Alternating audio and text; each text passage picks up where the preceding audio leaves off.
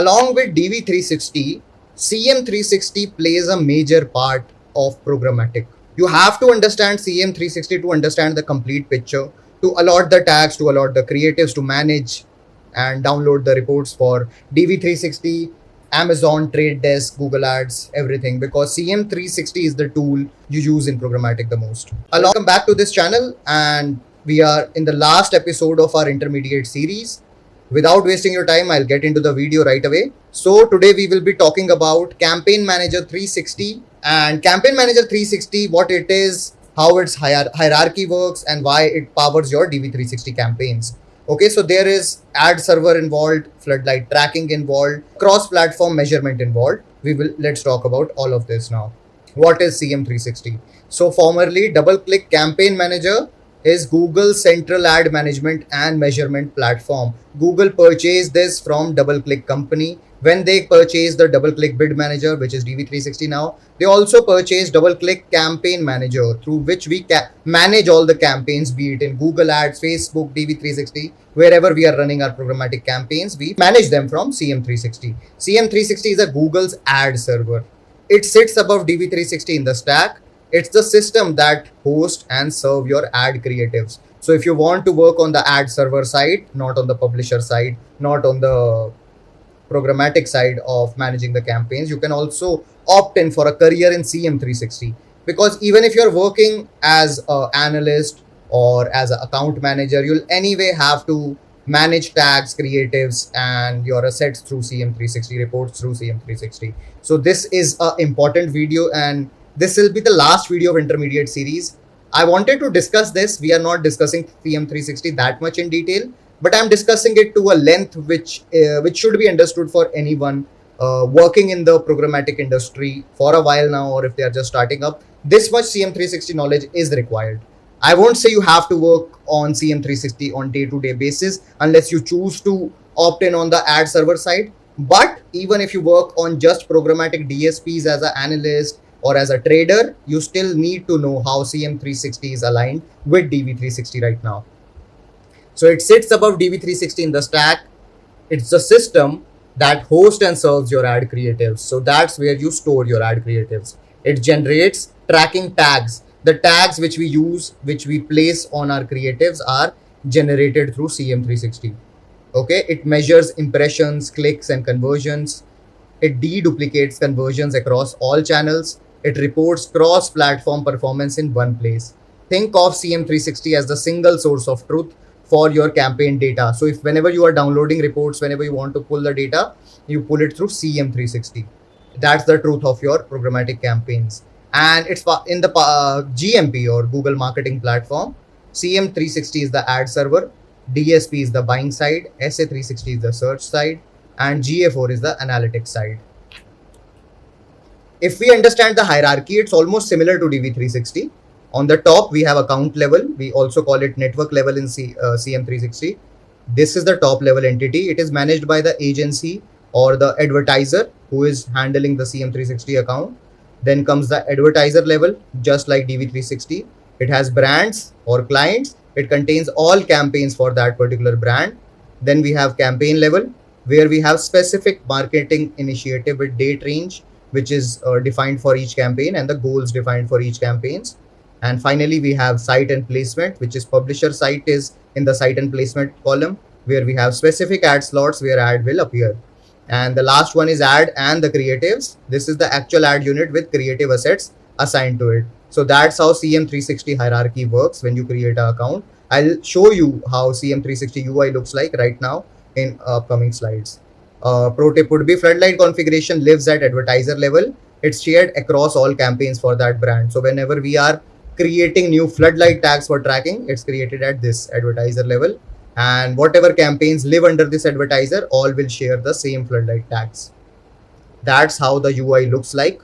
The Campaign Manager 360 UI, very much similar to the DV360 UI. So this is the campaign level open right now. Natural Search AOL, Natural Search Ask.com. These are all the campaigns running, and that's the status. They all are active. Rotational creative is turned on. So that's how these settings are. We are at campaign level. Above this, here it's advertiser level. So that's how CM360 UI looks like. the key navigation areas. This is campaign level. Here you create and manage campaign flights, and these are the creatives. Okay, at creative level you upload and organize all ad assets. Then under these creatives, which is natural search AOL, natural search ads.com, are placements. You see this AOL, ask.com, Google, MSN, Yahoo, these are the placements. Here we generate ad tags for publishers. These are basically the publishers where ad will be shown. And then we can download the reports. Here you can see, if you click on report, you can download the reports, cross channel performance data, how the impressions were on MSN versus Yahoo versus Google. You can do all that. And then there is admin button. On admin button, we can see Floodlight users and account settings. So Floodlight Tags, it's the heartbeat of CM360, and to be honest, DV360 as well. Floodlight is CM360's conversion tracking system. It's equivalent of Meta Pixel. If you are used to Meta ads, you must be knowing there are pixels in Meta ads. Same way we have Floodlight Tags in programmatic. But for the entire Google marketing platform ecosystem, Floodlights are used. So what Floodlight Tag tracks? It tracks page visits. Whenever a user visits your URL, it can track that. It can track transactions. Just a second, let me turn on the pen. It can track transactions like purchases. If somebody makes a purchase, you can track that information. It can track form submissions and sign-ups. So whenever somebody signs up on your website, it can be tracked using Floodlight Tags. So you can also track custom events like what was the video played and how many downloads were there. So all this data can also be tracked using CM360 and Floodlight Tags basically. So cross-device and cross-channel conversions can also be tracked, whether they were in Google Ads versus Meta versus DV360. You can track all that just in CM360 itself. Floodlight DV360 connection. Okay, let's see how we connect DV360 to Floodlights. So when we create Floodlight activity in CM360, okay, so the Floodlight activity or the Floodlight tags are basically created in CM360 itself. Then we go to generate a pixel and tag snippet. We place the tag on our website. Whenever a tag is copied, we paste that on backend of our website. Then it fires when users take an action. Whenever an action is taken, like form submission, sign up, custom event, transaction, page visit, that tag gets fired. Okay, so we can track that information, what happened. And then DV360 reads Floodlight data, it powers bidding and audience list, and then shows our ad. CM360 deduplicates conversions, one truth across all platforms. CM360 also records this information for our reporting purposes. So if we do not have Floodlight, we have no conversion data in DV360. Floodlights are equally important as setting up a campaign in DV360. So always set up Floodlight before launching campaigns. An important point to remember. How CM360 works with DV360. So CM360, what is CM360? It's an ad server and a traffic manager. It hosts creative assets. All the creatives are hosted here. Okay. It manages Floodlight pixels. All the Floodlight pixels are managed here. It generates placement tags. Cross-channel reporting can be done, whether it was on Google Ads, this impression came through Facebook, this impression came through Instagram. How did this impression come to us? We can track it all in one place in CM360. Attribution and deduplication, all the attribution models, whether it was last click, whether it was linear, whether it was whatever the attribution model was, how the customer landed to our website. Did it land directly to our website using the DV360 ad, or whether he saw a YouTube ad, then he saw an ad on Meta, then he saw an ad on Instagram, and then we got a conversion. So how will we track this journey? This journey is tracked through attribution models, and it is done in CM360 itself. Creatives are in DV360. Conversion data is in CM360. Placement tags are in DV360. Audience list are in CM360. So they work hand in hand. Now DSP, DV360 is a DSP. As you already know, we have been talking about that since basic series. It's a buying platform. So bids on programmatic inventory are on DV360. Audience targeting, we do it on DV360. Use of Floodlight for smart bidding. Floodlights are placed in CM360, but what will be the bid that we will be bidding on is placed in DV360 on the creatives. Pulls creatives from CM360 and then plays in DV360. So they go hand in hand. Delivers ads across exchanges. So if you're just a fresher, you must be thinking that I have to work on both of these platforms alongside. That's not the case in most of the agencies. because there is a separate team for CM360 which manages all the floodlight tags, creates them for you. But if you're a freelancer working in a small agency or a SMB, working on the client side, working on some businesses who is running ads for themselves, then probably you will be using CM360 to create tags yourself. Okay, that's how it works. You should be aware of how things work.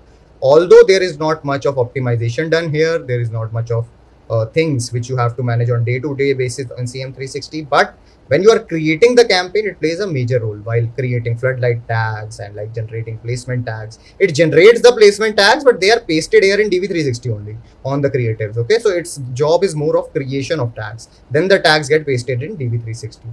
They are alongside there in CM360, so we can track it from both the platforms. So they go hand in hand. Okay. DV360 executes the buying, CM360 measures the result. Together they complete GMP programmatic stack. So you have to understand, in order to do a complete Google marketing platform thing, you have to understand both. Now let's compare placement tags. Okay, the glue between CM360 and publishers. What is a placement tag? A placement tag is a snippet of code generated by CM360. So if we want to track some sort of activity, a code is generated. It is known as placement tag. It is generated where? It is generated in CM360. It's unique per ad slot or per placement. So if we have one creative in one ad, then it is unique for each particular creative. It is shared with publisher or DV360. As I already told you, if your publisher is some Yahoo, Xandr, something else, then you can create it using CM360 and place it there. Otherwise, you can place it on DV360 if that's the DSP that you are using. Then tells CM360 when and where an ad was served. So placement tag is the tag which tells on which placement this ad got served and when and where this ad was shown. How DV360 uses it? DV360 uses CM360 hosted creatives via tags. So the creatives that we upload on CM360, they are tracked using these tags only, and that's how DV3, because these tags are also pasted in DV360 on the creatives. So DV360 knows that that's how these creatives were being used. Now in DV360, it works like this. So here you upload, like let's say there is a Coca-Cola ad. So let's say this is an ad, this is a Coca-Cola bottle. Okay, don't mind my drawing. It's just a creative example. So this is an ad creative. Now you will upload it in here in CM360. Okay, CM360, and then when your ad is being played, like it will create a tag for it, a placement tag. The creative lives here. This tag, we'll use it and copy it in our DV360 platform.